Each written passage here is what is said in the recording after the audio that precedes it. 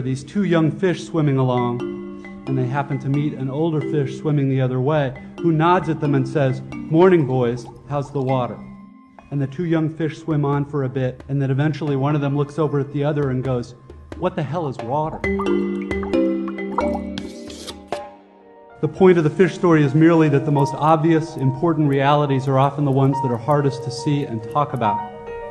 Stated as an English sentence, of course, this is just a banal platitude. But the fact is that in the day-to-day trenches of adult existence, banal platitudes can have a life or death importance. The plain fact is that you graduating seniors do not yet have any clue what day in, day out really means. There happen to be whole, large parts of adult American life that nobody talks about in commencement speeches. One such part involves boredom, routine, and petty frustration. The parents and older folks here will know all too well what I'm talking about. By way of example, let's say it's an average adult day, and you get up in the morning, go to your challenging white-collar college graduate job, and you work hard for 8 or 10 hours, and at the end of the day you're tired and somewhat stressed, and all you want is to go home and have a good supper and maybe unwind for an hour and then hit the sack early, because of course you have to get up the next day and do it all again. But then you remember there's no food at home. You haven't had time to shop this week because of your challenging job. And so now, after work, you have to get in your car and drive to the supermarket. It's the end of a work day, and the traffic is apt to be very bad. So getting to the store takes way longer than it should. And when you finally get there, the supermarket is very crowded, because of course it's the time of day when all the other people with jobs also try to squeeze in some grocery shopping. But you can't just get in and quickly out. You have to wander all over the huge, overlit store's confusing aisles to find the stuff you want, and you have to maneuver your junky cart through all these other tired, hurried people with carts, etc., cutting stuff out because it's a long ceremony, and eventually you get all your supper supplies, except now it turns out there aren't enough checkout lanes open, even though it's the end of the day rush.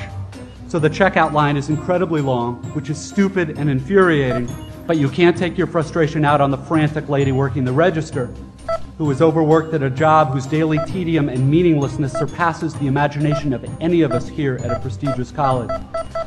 But anyway, you finally get to the checkout line's front, and you pay for your food, and get told to have a nice day in a voice that is the absolute voice of death.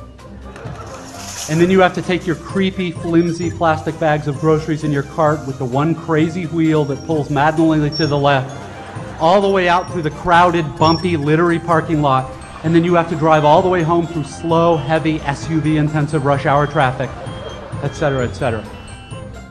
Everyone here has done this, of course, but it hasn't yet been part of you graduates' actual life routine, day after week, after month, after year. But it will be. And many more dreary, annoying, seemingly meaningless routines besides. But that is not the point. The point is that petty, frustrating crap like this is exactly where the work of choosing is going to come in. Because the traffic jams and crowded aisles and long checkout lines give me time to think. And if I don't make a conscious decision about how to think and what to pay attention to, I'm going to be pissed and miserable every time I have to shop.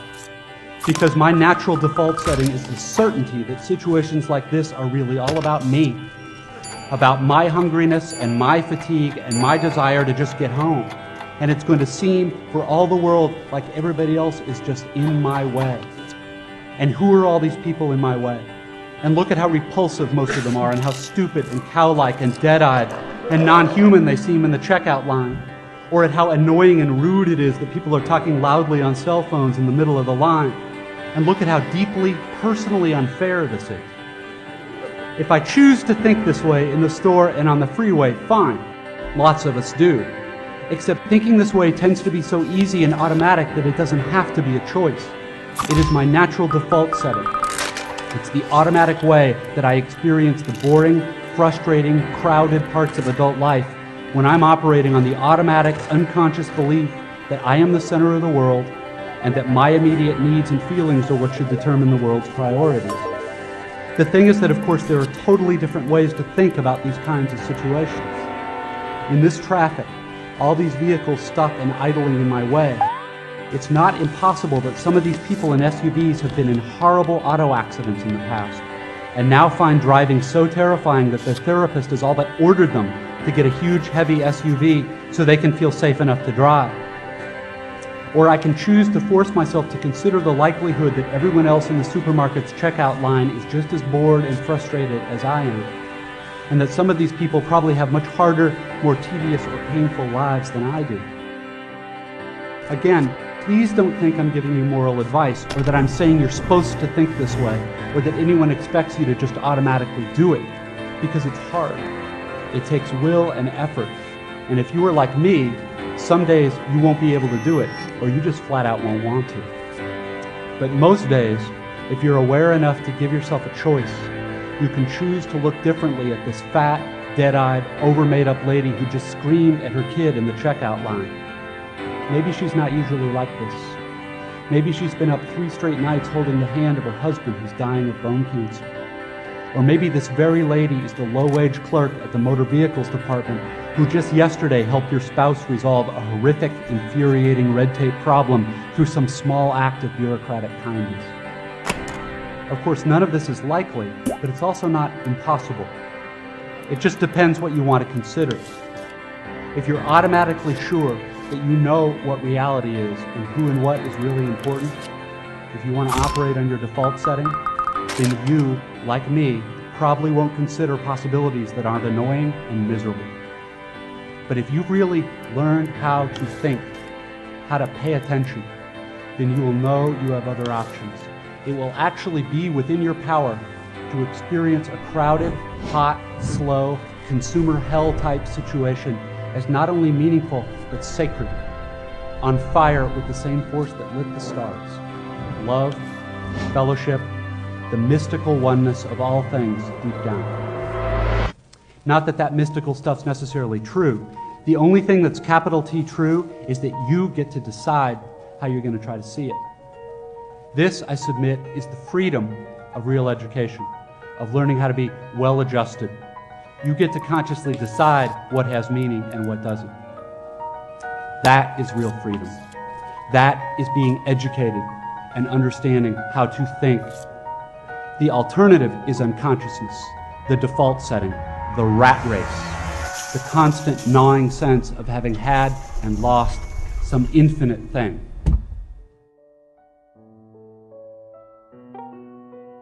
I know that this stuff probably doesn't sound fun and breezy or grandly inspirational the way a commencement speech is supposed to sound. What it is, as far as I can see, is the capital T truth with a whole lot of rhetorical niceties stripped away. You are, of course, free to think of it whatever you wish. But please don't just dismiss it as some finger-wagging Dr. Laura sermon.